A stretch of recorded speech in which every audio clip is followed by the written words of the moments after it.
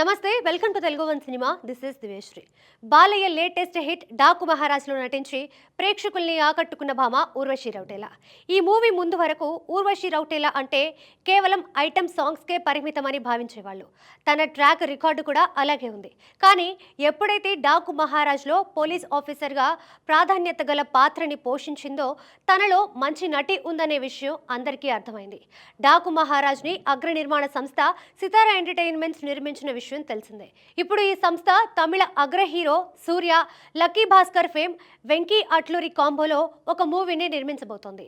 ఇందులో ఊర్వశి రౌటేలా నటించబోతుందనే వార్తలు తమిళ, తెలుగు సినీ సర్కిల్స్ లో వినిపిస్తున్నాయి.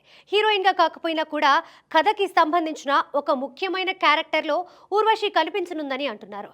ఇదే కనుక జరిగితే సితారా ఎంటర్టైన్మెంట్స్ లో ఊర్వశి వరుసగా రెండోసారి చేసినట్లవుతుంది. సినీ విశ్లేషకులైతే సూర్య మూవీలో ఊర్వశి చేయడం ఖాయమైతే గనుక తమిళ చిత్ర సీమలో ఊర్వశి తన హవాని చూపించడం ఖాయమనే అభిప్రాయాన్ని వ్యక్తం చేస్తున్నారు. జూన్లో ఈ ప్రెస్టీజియస్ మూవీ సెట్స్ పైకి వెళ్లనుందనే వార్తలు వస్తున్నాయి. ఇందుకు సంబంధించిన డేట్స్ సూర్య ఇచ్చాడని కూడా తెలుస్తోంది. హీరోయిన్ గా మొదట్లో క్రేజీ హీరోయిన్ భాగ్యశ్రీ బోర్సే పేరు వినిపించింది. ఆమె బిజీగా ఉన్న దృష్ట్యా మరో హీరోయిన్ కయదు లోహర్ని ఎంపిక చేశారనే టాక్ వినబడుతోంది. గత నెలలో ప్రేక్షకుల ముందుకు వచ్చిన రిటర్న్ ఆఫ్ ది డ్రాగన్ లో కయదు ఎక్స్ట్రాడినరీగా నటించి యూత్ లో మంచి క్రేజ్ ని సంపాదించిన విషయం తెలిసిందే. జీవి ప్రకాష్ కుమార్ సంగీతాన్ని అందిస్తున్నారు.